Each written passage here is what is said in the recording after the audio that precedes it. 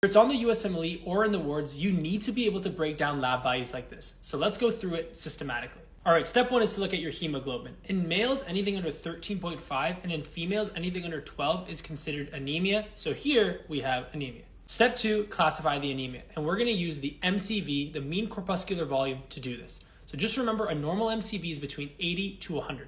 Anything greater than 100 is macrocytic, anything under 80 is microcytic. So here we have a microcytic anemia. And a quick mnemonic to remember microcytic anemias is TAILS: thalassemia, anemia of chronic disease, iron deficiency anemia, lead poisoning, and sideroblastic anemia. But how do we differentiate between these conditions? Well, next let's look at our RDW, which is our red cell distribution width, which if it's normal, points us more towards a thalassemia picture, versus if it's high, like in this case, it points us towards iron deficiency anemia. But we can confirm with iron studies. Next up are iron studies, which we can go through one by one. Starting with ferritin, that is a measure of our iron stores. Here we have a really low ferritin, meaning there's low iron stores, so maybe we are thinking iron deficiency anemia. But let's pause here for a second and think of a condition where ferritin might be elevated, like in anemia of chronic disease.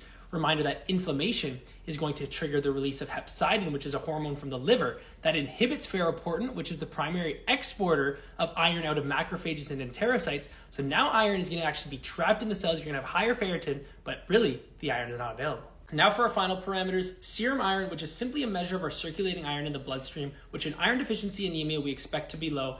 And then finally, TIBC, total iron binding capacity, and transferrin saturation, which in IDA are going to be inversely related. So what is transferrin? Transferrin is that protein that carries iron to tissues in the bloodstream. So think of it like a taxi. And so why these are inversely related is because your transferrin saturation, right? Imagine transferrin when you're in iron deficiency anemia. Iron's not binding it, so the saturation is going to be low. And if now iron's not binding it, your total iron binding capacity is going to be high. And if we think back to that taxi example, imagine a taxi with a bunch of empty seats. Its capacity to hold more people is high. So you're going to have a high TIBC and you're going to have a low transferrin saturation. Hope this helps. Follow for next time.